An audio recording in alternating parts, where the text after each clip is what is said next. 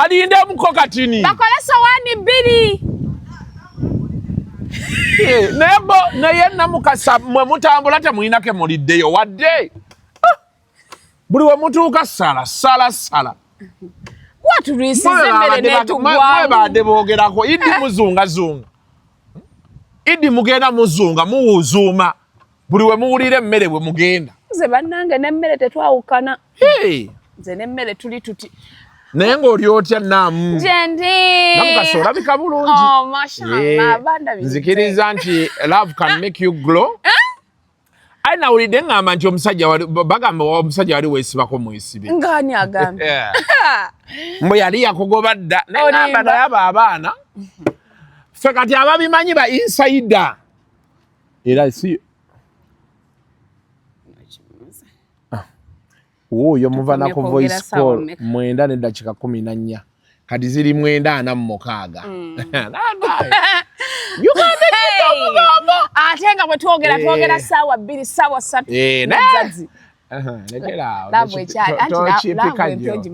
Ate kati abantu bategeereyo kano. Tugenda Bungereza abantu nabagambye. Tugenda Bungereza.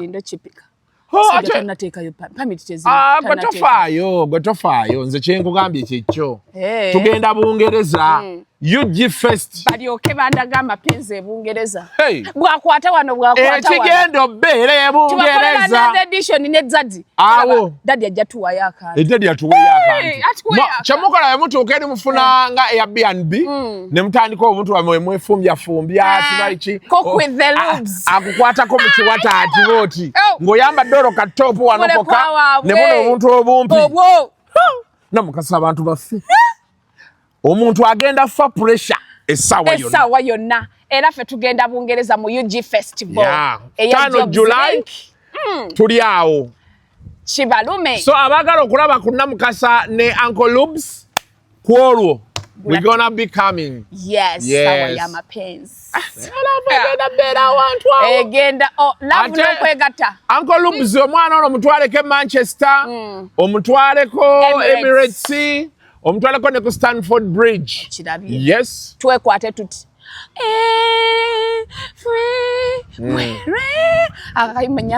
Wherever you are. I believe that my heart. Tukola Carlos ne Jaka. Ako kenjagala tukakola. Wali kugondi. Naye balina Abangereza balina burumu bwabwe obuyumba bwabwe ng'egye babukolamu nga musobola okweriira awo. Era ekinaabe ereeyo. Chicken children. Okitegedde? Okirabye. Naye nga pulaani ki? Bannange. Olunaku lwa leero lubadde luwanvu Namukasa. Tukuliize. Ne twagala oli amabanja ne ngamba muze tulye emmere Kasuku ajja sasula. Tokikolanga mmanyi obutajja. Halulite watuleka mu bbiiru. Uwa. Ne bajenkenizi waddayo n'ogikiriyalinga saasasula ogumu ekitundu. Naye gwa nnuma ku Sweetland. Naddayo n'enjikiriyalinga. Nanti ne mbagamba tebaddamu bawa byakulya nga sibagambye. Sikyayagala byakulya bifuluma nga sibagambye. Namukasa mulya.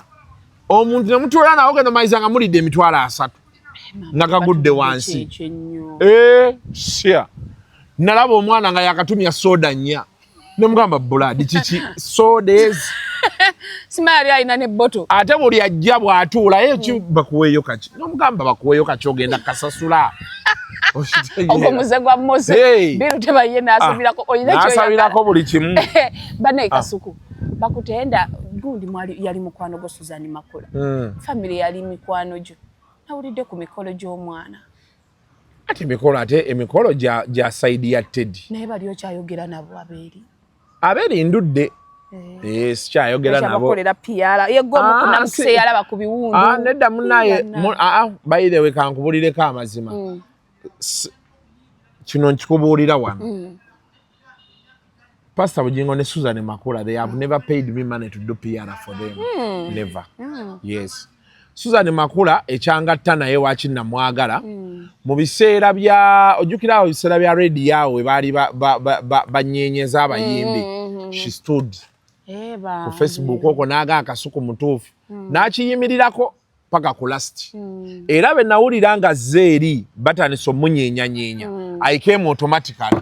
Saalinda kumpita.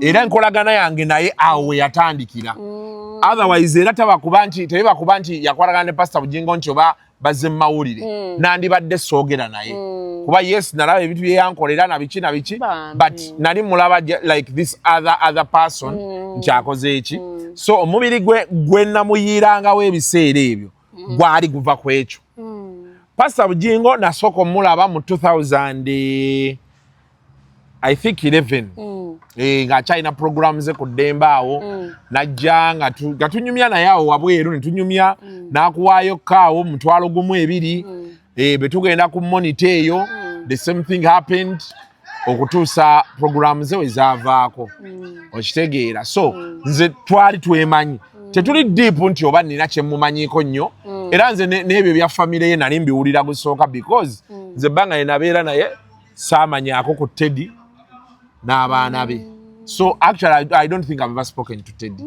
yes so when this instance came as a friend ideally I had to support him okitegedde ate paka kati nze nkikubuulira nyinza okuba nga soogera nabo nga be nali njogera nabo ne siyina kye nawagira ku Bujingo oba Makula kyesitayimiriddeeko paka kati okitegedde because I believe whatever happened in their interest okitegedde ekituufu kiri nti on any given day abasajja balina ebizibu bye bayitamu buli muntu mu maka ge ayina byayitamu maybe the challenge now is PR how a pastor of his magnitude when stuff happens in his home how does he handle it kati awo maybe wasobola okuva ekibuuzo naye bino ebisigadde my friend olaba kati nkyaza mayende naye benkulaga obulazi wano message abantu ze bampeereza nti mayende byayogera bituufu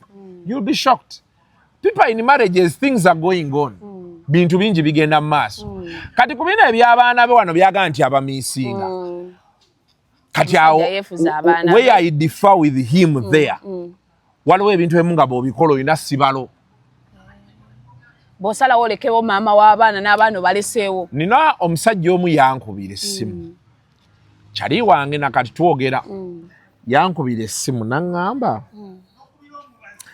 Kasuku nina girlfriend wange omanyi bano nga Namukasa tunaabeera nga twemanyi olina mwami Lubega kati Lubega nga ate alina mikwano gyo gy'amanyi emirala so ne mubeera nga muyinaye so na nga aŋŋamba omukazi yaŋŋambye nti agenze ewaabwe naye bwe naadde ennyumyako ne kyali wange omu naŋŋamba mukola kyekalangala nga temwatugambye ne mugaa nti ate batya nanga nti ye mukazi weno ku sitatasi ye tulaba ebintu n'abimpeereza naŋŋamba Kasuku mpulira bubi ne mugamba olina options bbiri era byentera okugamba abantu abapika nti nze omukazi bemukwatira mu bwe Nana Hub Mouthwash lyeddagala ettuufu ye Nakakasa mu kujjanjaba endwadde z'amannyo. Amannyo gakuluma bw'ossaayo ekyokya oba ekinnyogo gagasanyalala bw'osenya ovaamu olusaayisaayi oba ogayiza ludda lumu. Senyesa Nana naye weegendereza abafere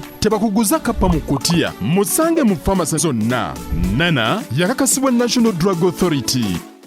Simuddira bwe tugenda tukula eno otuuka nga you have to assess mugobe because omanyi waliwo nga bwe bagamba nti mugundi wonna laavu ebaako weekoma ne mutuuka nga musaasirigana kyalange envudde naye wala ayina kino kyantaasaako nyingidde emyaka gino waliwo emyaka gy'oyingiramu ogoba omukazi pressure n'ekkuba n'osanyalala ekiro ng'olimu bw'omu mu nnyumba kati abasajja abamu kyekibagumiza n'abakazi wadde balina bye bakola kuba omukazi yamujjukiza olina omira eddagala ku mukaaga ogw'ekiro kati ono omupya anajja tasobola ttandikira mu bizibu waliwo abasajja abalembedde ku bakazi baabwe olw'okuba omukazi ono amanyi ebizibu bye tamusaba ssente agenda funa akawala akalala omukazi omulala nga ye atimye ssente nga ssente beetaabeewo tajja kukola ki so kati omuvuka ne mugamba olina options bbiri esooka kyawa omukazi ey'okubiri tuula wansi olowooze decision yonna gy'oyagala okukola you do it with a sober mind okitegedde era yagenda omumaliriza ng'asazeewo nti amusonyiwe kaamuleke kati ne mugamba bw'oba osazeewo muleke after some time ne mugamba ku byonna byonna ebibaddewo tobaako ky'omunyiga n'eki just plot your revenge because you see when you're breaking up with someone you have to be sure nti mumaze n'ebijjirako byonna kyekisooka ekyokubiri mba mubadde muyina abaana olina okumanya nti wadde tulina abaana bano what are the repercussions kuba baga nti ataliiwo tagwirwa muti ate era ataliiwo tafuna ku muti so abakyala nali nenaalongo oba ne babbina bebi ne baga nti omukyala yes, men are bad. Things happen in marriages. The moment you decide to leave and you leave your children behind, you must know your children are not going to have the same privileges when another woman comes in. So you have to assess. Kati ne wano omukulu kye yabadde alina okukola yalina osirika nakkiriza omwana nti bagenda mwanjula agenda kwanjula musajja nakkiriza ekijja kyonna ngataatawo ye kayanja pasita kayanja simanyi naye ne bekibanga kyekyo omukulu alina okutegeera nti kati yagenda mukwano gumuluma ogw'abaana. This is a closed chapter. If he wants to be part of this chapter, yeah, because situation y'omukulu erimu element bbiri erimu bad wife but good mother. Okitegedde? She may be a bad wife to him, but she's a good mother to the kids. Now, her being a good mother, abaana be yabateekako olukomera, maybe for future purposes. Kati saawa eno pastor buli kyayagala okukola oba ayagala kuddingana n'abaana be oba ayagala kukola ki alina okusooka okugyawo olukomera omukyala lwe yateeka ku ki kubaana. Kati olukomera omukyala lwe yateeka ku baana okulugyawo alina okwogera n'omukyala because it is only going to be their mother who is going to convince them to love their father unconditionally again. Tewali kirala kuba period eno yonna yonna ebaddewo era abadde akola ki babadde na maama waabwe babadde na maama okuva we baayawukana n'omwana Isaac takyajjukira nti pastor Bujingo ye taata simanyi maama abakazi nga muba mukikoze but that is probable anti kati now byebyo ebintu omuntu yenna bw'oba ogenda okwawukana n'omuntu olina okubalansinga n'okola gye bayita opportunity cost anti pastor yagambye yali agwawo akugaggwawo anti kati okuggwawo naggwawo kituufu. How do you handle that transition? Oshitegera kyegamba. How do you handle that transition? Because now as he sought to move, he did not think of, maybe, I don't want to say it is what happened, he did not think of the children. Now, the card of the children, essanyu lisobola obbaawo naye gwe kankubuulireko nze kyengambye nti nabye nnyimirirako wali Namukasa abakazi bakola abasajja ebintu yawo Namukasa abasajja bakola abakazi ebintu buli muntu kabe mukazi kabe musajja buli muntu ajja n'akuwa story ye n'owunga tulina eno tugaa nti abakazi bakola naye waliyo n'abasajja abakola abakazi ebintu omukazi n'akugamba omusajja yatuuka n'aleeta omukazi omulala mu buliri bwaffe omusajja yankubanga okitegera kyenkugamba tonema wejje nga ntuga omusajja yali anzise kati gwe omanyi kyekitegeeza obufumbo obulimu okuba tomanya anti omusajja muba museka naye bemutu noyogerayo akantu kati nakuba ababadde okutransitioning okuva from one extreme end to another omanyi kyekitegeeza so ebintu si byangu mama Suzan Makula omwana ng'akyaganye anabiwuliddera bya church bya pastor yabyongera tukotinga ye yabyogedde kiki ekiremeseza wai simanyi engeri gye sitali nti mbeerayo ate nagamba ki oba pastor agezeeko naye missionary balina banga bamukola aleeta style kyezina aleeta olubuto kamyo simanyi tusabe eno manyize timu ndi ku timu Suzan Makula Siva ku timu eyo kwendi mama baby akyagaanye naye Kasuku ne tufuna omwana. Era kati ku bimu ku bintu ndowooza ebiruma Bujingo ssaawa eno era byebyo. Ne tufuna omwana. Kati singa ono abadde azadde abaana yandifunye consolation ye naga nti biri sibifaako. Naye kati wano kikyagaanye but eventually it will come through. Saba bini abeera ku internet ne yeepanka. Mugoli bw'atalizaala mwana simanya yakola biki yaloga biki mama. Katonda wa Isirayiri taakutula eddogo. Basabe kasita basumba. Basabe. Bino ebyaserugesi mu Uganda mwebiri nabyo. Bampa omwana waabwe muteeke mu lubuto lwange bansasule. That is also an option. Ate nniinza okumwagalira omwana because mami omwana bw'omala muzaala. Ate kati olaba ebyo ebintu surrogate omanyi kye bakola. Bo baba bakumanyi gwe tobamanya. Ennaku zino kye bakola obuteesiba ku famire nti omwana wange gwe nazaala abeera. Era kati ono oli bamuggyako enkwaso nono ne bamuggyako enkwanso ne bazigatta kati bo ne batandika kumonitaringa basobola okufunira we bakuteeka ng'eddwaliro liraga nti lyeri kulabirira naye balinga be bakulabirira kati lwozadde booti olumala ozzaala we papa omwana nga bamugjawo tomanya na gy'alaga omwoyo gw'omwana ne bwe gukuluma. Aha. Gwobeera weetikka mwetikke. Okitegedde? Bannange, olutalo lwa Sheeka kiti. Baagala mujjako mmotoka. Emmotoka tebasobola gimuggyako. Ku bonna ani alina obujulizi nti ye yagula emmotoka eyo. Yagambye mbu bakwatagane ne Madamu Saala. Yagambye Saala ne King Saha bwe baba balina kye baagala eky'emmotoka kuba ye bamanyi bokka balala tabamanyi. Kyekyo. Bamulyambizi tabamanyi. Kyekyo. Seka kiti just anyway.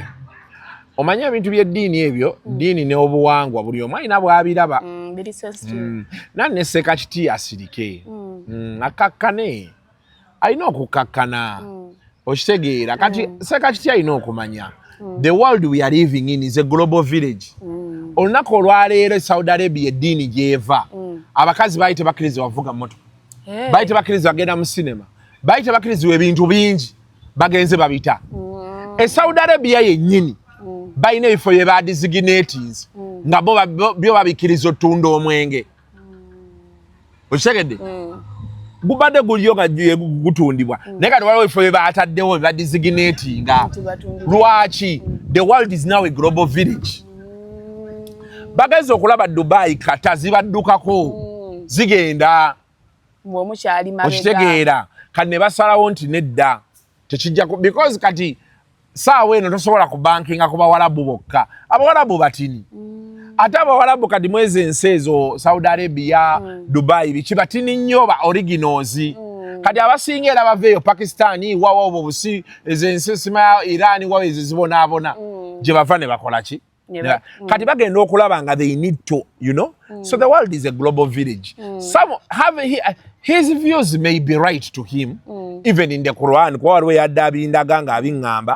It could be true, but now you have to understand it's a global village. Olaba kati ffe tulina ebintu bye twagala okwogera. Neno jjukira feminist agenda kwogera kino, agenda kwata ate nga batuufu. Kwakati tuli mu empowerment. Oba kitegera kyeggamba.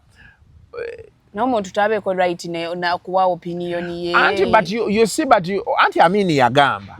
Freedom of speech weeri. Kyatasobola kugarantinga ye freedom after speech. Awo. Kati buli kyoyagala okwogera ye yakugamba kyogere. Ne ye bw'anaakifunamu tamanyi nti bw'onoomala okyogera ye bw'anaakitwala. Onoosigaza eddembe lyo. So kati bamaseeka abo balaba bonna bakyamuse nnyo. Bachamuse. Ennaku zino kati olaba amaseeka abe mabegako awo baali boogera ebintu ebizibu bye tulina. Amaseeka baali batandise okwogera ebintu bye batatugamba mu church.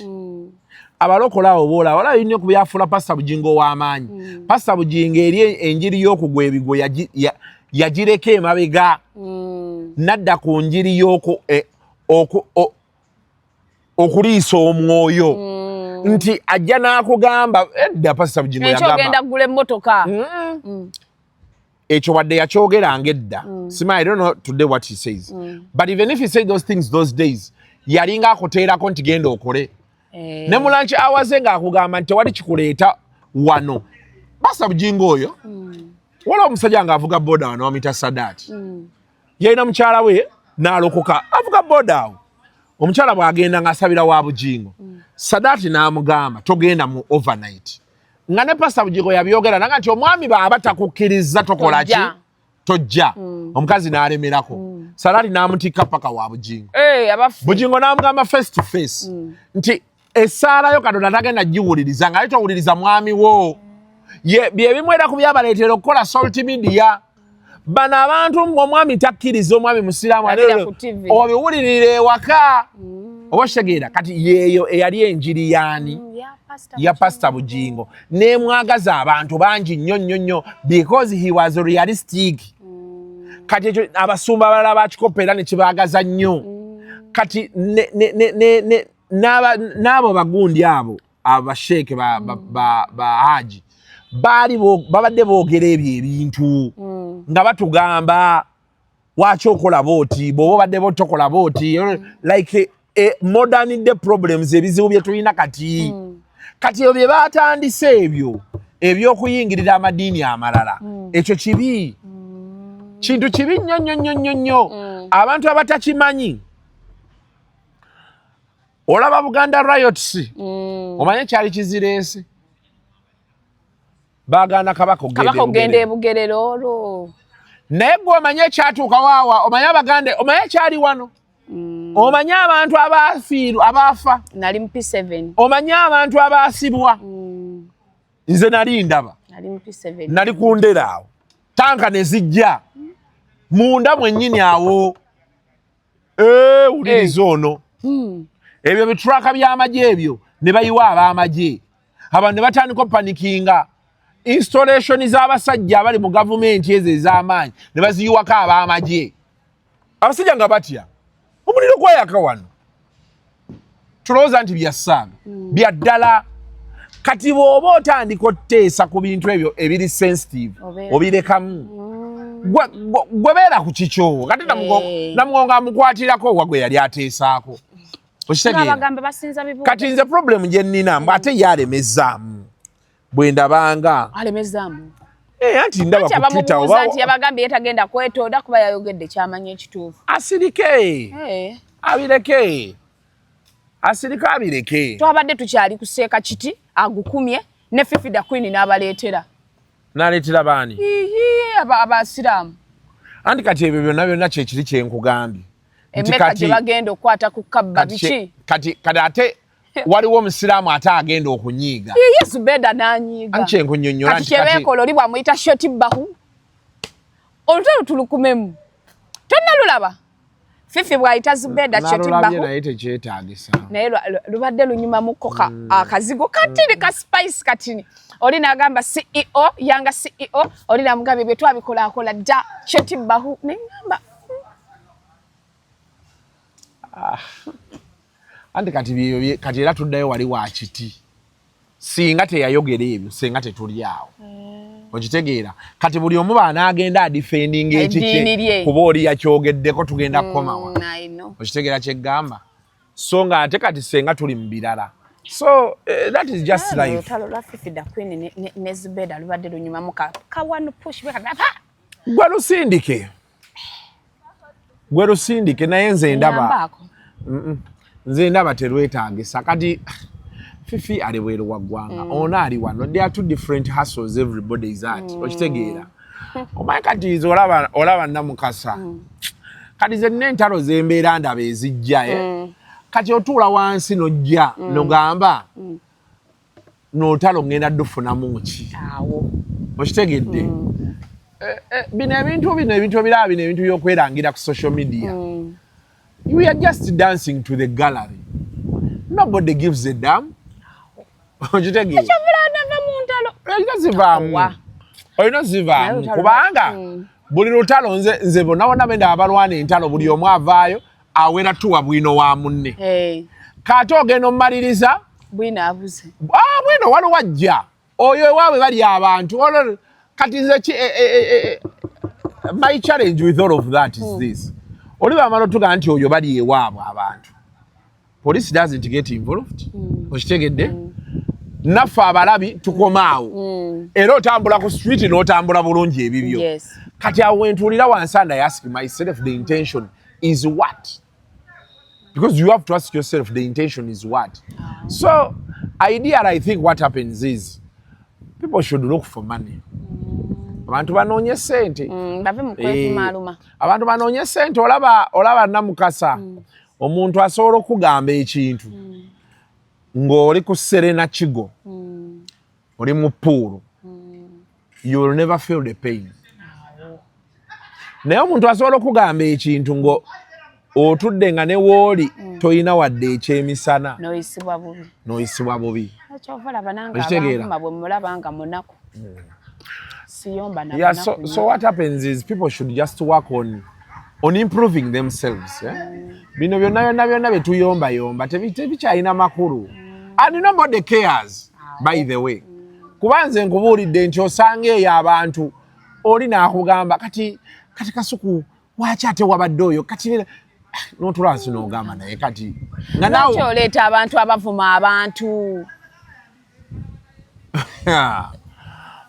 munoleetanga lwasa n'avumanga munne neye Kasuku ojjukira ne posti gye nakuweereza mukati Kasuku awolereza Namukasa mukwano gwe bali mu kuweebuula naye lwaki lwasa ayogera ebyo ebigamba ati akutenze enkwe kati nze sifaayo mu ebyo byonna because you see what happens is this omanyi kati problem omanyi nina ebintu ze byendaba ebibaawo sometimes nenga nti kati kirungi kino kibaddewo because you see we have to make a shift sometimes you want to make it but you can't you see journalism has its principles how the news is made unfortunately we have so many people out there who want to dictate how we make the news.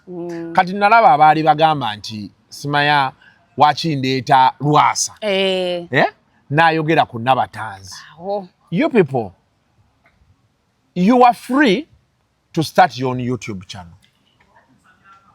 You host whoever you want. You say whatever you want.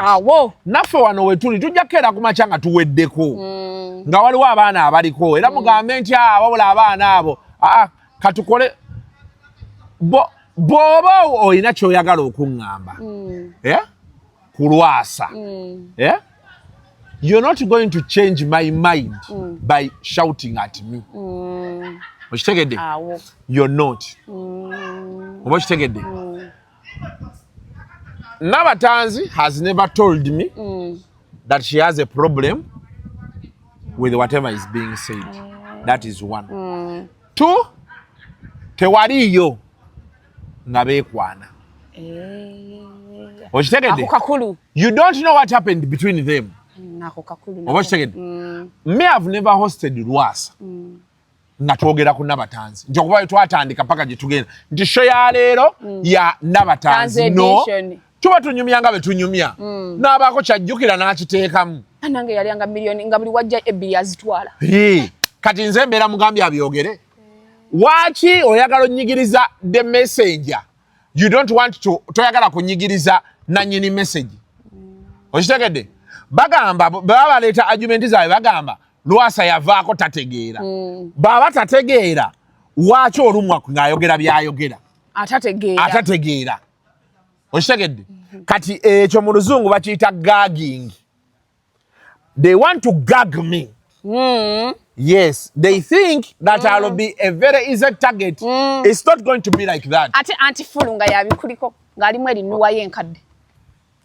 Naye waki oyagala nnyo okuleeta fulungu mu bintu bino?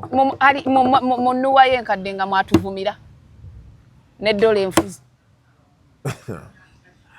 Naye okuma olutalo olwo naye kijja mujja kwetwala. Nze sirina budde bw'abala. Tova mu lutalo nga lutandise Namukasa. Olaba lwalema muganda waffe. Anti nkulaba. Anti badde kuwa reported speech. Olutalo bw'oba olutandika lutandike. Ng'omanyi. Bajogeredde wali. Jojja mmalako nalwo saagala otunyiigire mbu tetukulwaniddeeko. Otya. Mbolonga basi. Anti kati mutandika ne muddeeyo si kusiba. Bajja kuwa ebibyo.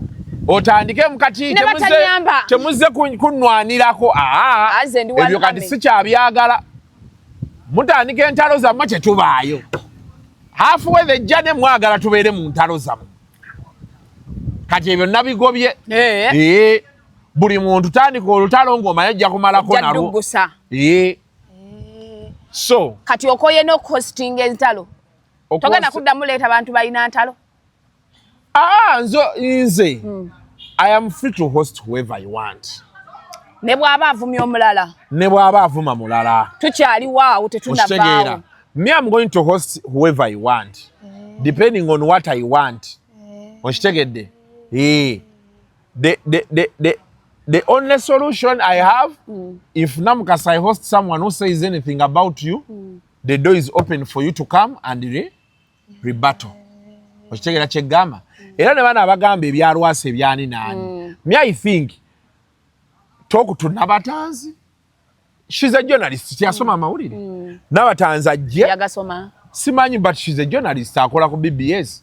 Okay, she's a TV presenter. The fact that you work there. Yes. Do you think she would be there without the papers? So, let her come or let her use her platform to give us her side of the story. What is her side of the story? That is what journalism entails. Yes, simply put. Thank you very much. Aveyo atuwe her side of the story. Yes. Naye omuntu yenna alowooza nti you want to guilt trip me, you want to gag me, push me in the corner, wakyoleta Lwasa. Lwasa n'ayogera bambi waliwo omukyala yankubiddeko ku Luthumu yankubidde mu bulungi nanga naye mwami Kasuku tulaba ekiti ne mubulira solution kyensobola omukolera ng'agamba ku nsonga ku nsonga ezo ze zimu ezaddaaya baaba kati ye yayogedde nange bulungi naye kati tulina alowooza nti ye alina kujjako threateninga mulimu abantu abali eyo ne beefuula nga bali entitled nti okutuwa order ku ki okitegedde. So that is my only challenge. Kati Lwasa wafe omuzadde. Lwasa ajja kukomawo. We have a timetable when we work with him. I love Lwasa. Okitegedde. Era buli wajja Kasuku live. Nze sivaako. Amina. Mulaba gyatandikira mpaka gyakoma. Era mugambe mwagala. Hii no commenting ati commentinga. Uncle Lwasa atuleetera ebintu ebitusanyusa. Ebituzimbye. So for me I think just society Africa gye tulimu abantu balina entitlement gye baafuna.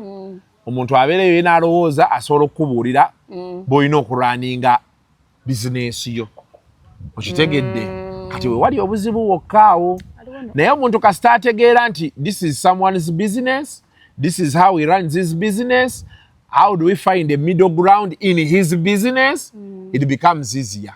Waliwo ne kana akamanyira akazze Kasuku. Omuntu gw'oyogeddeko tayogedde, embwa ne zijjanga 8. Kintu ekyo kikome. Kati abo emirundi egisinga babeera baseetinge.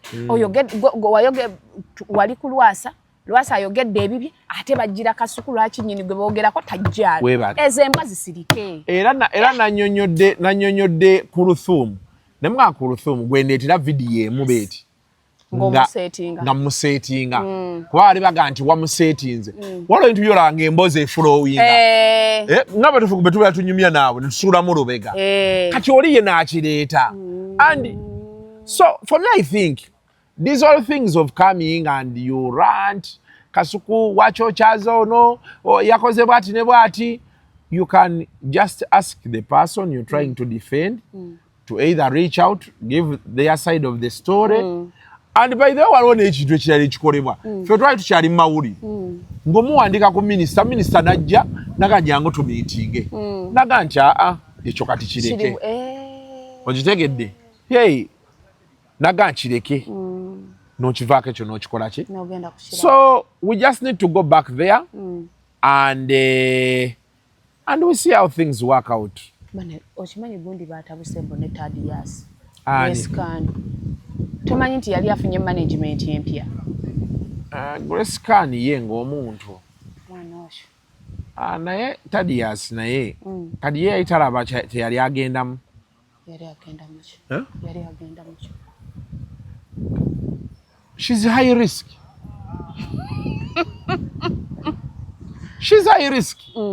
kiringa kufuna single mother w'abaana bana.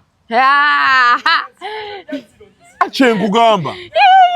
Abaana ofunye abaana bano omulundi gumu ng'ogaana. Single mother w'abaana bana omanyi nti oba otandikidde ku foniiru.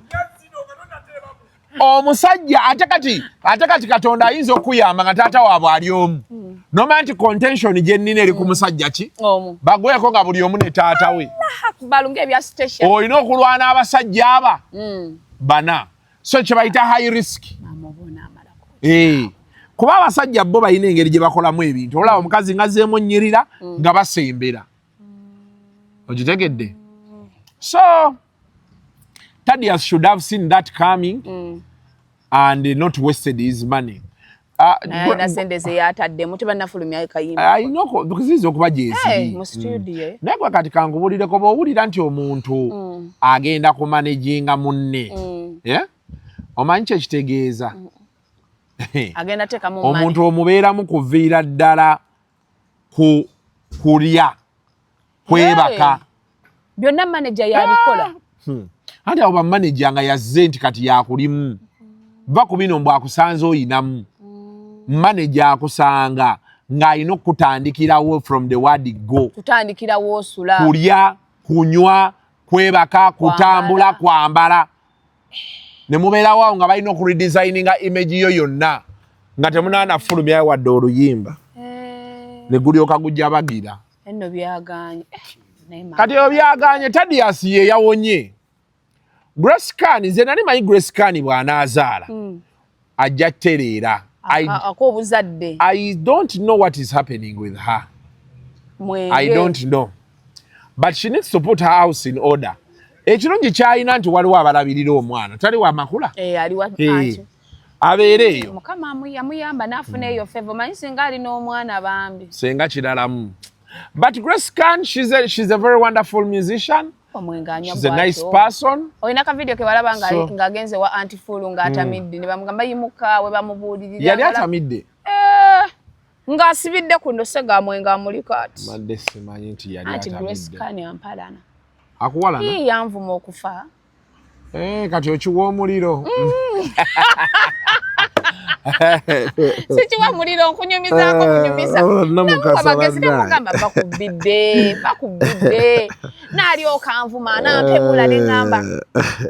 Nze gwayomba naye mbasoba okuva ku makya mpaka kiro. Nze sinywa bidde. Namukasa owa Parental naye bannange gundi yagambye munne nti alina mental disorder. Mr. Henry Mbupulima yalina mental disorder. Bwayagala provinga mbu social media yali etambuzanga obulamu bwe ng'ayagala provinga buli ssaawa gye bamuzza jadda gye bamuzza gye bazza. Prima naye n'amugamba nti kye yali asobola okuwa mu relationship kwegatta. N'abasajja lwaki mu relationship nga osobola kwofalinga kwegatta kwokka mazima. Naye Ekisambi ekyeru. Naye gundi ani Prima yakimanyi nti alina abaana. Akimanyi. Ate yalokoka n'okulokoka. Anyway. Buli omu alina engeri gy'avugamu obulamu bwe. Yalokoka. I think they need to move on. Buli omu agende mu bibye. They are wasting a lot of time on each other. Banoonye ssente. Omanyi be banaabeera ne ssente. Maya abantu bonna mbagamba eyo. People don't believe. Me, I'm testimony to some of the things I'm saying. I used to be bitter sometimes. But as time goes on, yeah, you start realizing what is most important. Okitegeera. Kati for example, Namukasa nze nawe mbeerawo kati olaba tuli mukola ino interview tugenda wali kushootinga boys dormitory. Okitegeera. Bemala boys dormitory alina interview ne Nalongo Lewis. Kitegeeza ngenda kunyuka ssaawa ng'emu leero. Nalongo ajja wano. Ajja. Kati bemala okunyuka ssaawa emu. Yeah? Kati ate mbeera njagala ntambulemu kilomita oba nga 5 for my general body health. You know those things.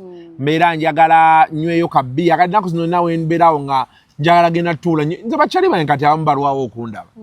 why ntuuka nga nkooye ninga kanzireyo ewaka neebake oluusi manyi okufuna Airbnb essimu nenjiteekamu akanyonyi neneebaka oluusi neŋŋenda nga ku Serena Kigeeyo ne mbeera mu puulu yaabwe ng'essimu njirese somewhere just obwongo kukuulinga okitegedde ng'okooye oba ntegeera bulungi but the only solace I have is that it pays off.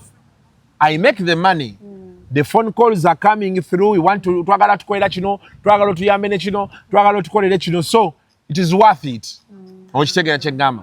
Now kati bw'otuuka ng'olinamu ssente zo lw'oyagadde onywayo bbereyo osobola ogyegulira lw'oyagadde ogenda ejjinja osobola ofuna driver n'akuvuga n'ogenda ejjinja ne bakuvuga paka eri source of the Nile oba oli ku mazzi eno tugenda emunyonyi oba wali ku Serena Kigo n'ofuna eryato ne kutwala ku Banana Bay oba Pineapple Bay n'ogenda n'obeerako eyo n'owummula waliwo ebintu ebimu by'otandika okulaba nga bikwonoonera budde kati ng'abo bye balimu okitegeera so kati batandika onnoonya ssente sente eno ze tugamba si miliyoni 2 babeerewo kaawo nga bank balance miliyoni nga 5-7 omutima gwo gukkakkana n'omanya nti kati mbeema njagala kgenda Dubai ku Sande nina kkubira Winnie ndagire mugamba mprocessingire visa agimpe ambokingire air ticket ambokingire newe ngendo osula ove wano ogende nga tolina kyobonyebonye nakyo you move, you live, you go, you land, eat, sleep.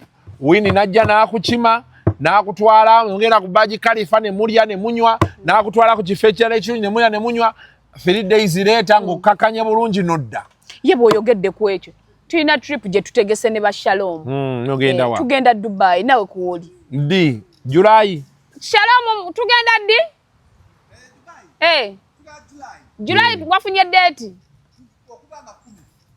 Mbadde njimanyeko naye kati gwe gana mabina ate gaagala tumanyira mu Buffett naye yonna tugenda we are going to Dubai kati gwe kati oba nasala busazi kati gwe ina sala busazi kadak oyina sala busazi bwe biba bitambudde nga we tubala bitambudde Dubai tugende Dubai Kasuku tuteka mu trip njagala nnyo naye problem gye nina sikyagala Dubai ngeeyo kya tujigende mutunyumira ebyabaji binyuma nakagibeeramu emirundi egi n'omwavu wange ngenda naye omusana gwanjokya n'entonye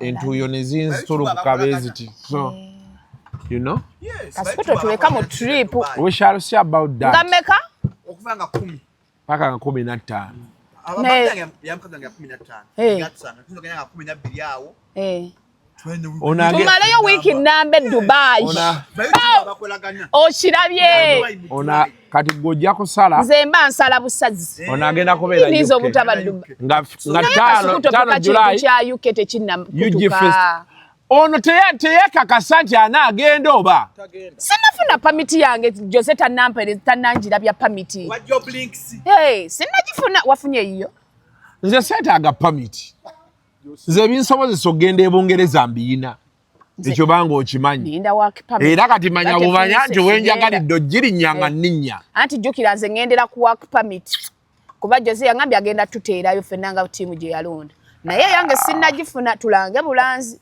in case nga sigenze tuve eno Kampala ne Suna Beni agenda Suna Suna yagenda e London naye Suna oyo anyirira agenda kukuba ebinyanyanya Suna n'agenda ne Dubai mukyala we nabadde naye eggulo mu kuziika lwaki Suna simuwaayo mukyala wa Suna mukyala kyate nze mumanyi mukyala we nabadde naye mu kuziika naŋŋamba Kasuku by the way Kasuku wantama wabeera eyo nonjogerayogerako bw'abantu bammanye nze njagala kubeera eno abantu bamumanyi mwala ali awo mukakkamu nnyo naye era ali mu katiba ka mukulu oli naye nga mukakkamu Suna ebyapa abiyimpe mbitereke nze gwalina okwesigaza kati wano yageziwala ate lwakuba banka zaagoba ebyapa eri ewaabwe baazigoba mu gondi zaabwe mu storage room naye kati anti ebyapa ekyokulala ekyapa tobonaabona nakyo ekyapa osobola okiyuza naye olaba ofuna ofunye eyo gundi siriyo ye code eyo kabak code ng'okasikaninga booti ekyapa kyo nga kijja ng'okiteeka ku email yo wano ng'oyuza bw'otuuka ng'okyagala transfer baba bagikola gye tulaga transfer egenda kuba electronic olugijja mu mannya go ng'edda mu gooli direct kati mwe abakukuta n'ebyapa simanyi ebyapa tebikola nesuuna mu mugamba nze muterekera ebyapa Lubega yali akuwaddeyo ekyapa kye yali akuwaddeyo ekyapa kye byonna mbirina senga Namukasa okyatubuuza ng'olina ebyapa ebyo nemwe tugire omwana oyo mukuumira ebyapa binze saagala suuna addemu aboneebone nze ennaku ya suuna ngitegeera suuna nno musajja ayimiridde okalaba ate kati byali bimusumbuwa yabijjawo mutyaba agenze eradde suuna walabye ke yatandisaka kufukamira soko gye muganda wange kale babeere bulungi kankuwe bino genda ku supermarket genda ku pharmacy kuli okumpi obagambe oyagala biva ewa Dr. Senjobe wamasoko tulangire munnano omugagga waffe ayinza n'otwongeza omunyo ganyenyera gasanyerera naye ekyenjawulo ekiriwo sente zo zifunira mu omugagga ekirungi ekiriwo kirimu ekitiibwa andi kino tetukyogera mu bubi kyasobola waliwo abakusuubiza n'ayagala kugamba nja kusasula obukadde 2 ate ne mwegoba naye ekisooka ye zaasobola ekyokubiri byatunda bikola munnange nange erinnya libadde lintawaanya ne Solange namukozesa nga ndi mu Nsonga Herbal mouthwash akola erinnya lyali lintawaanya ono ye yakampa Shalom nenka sprayinga okirabye naye ataana agaveeko gwe onaagenda Dubai Roni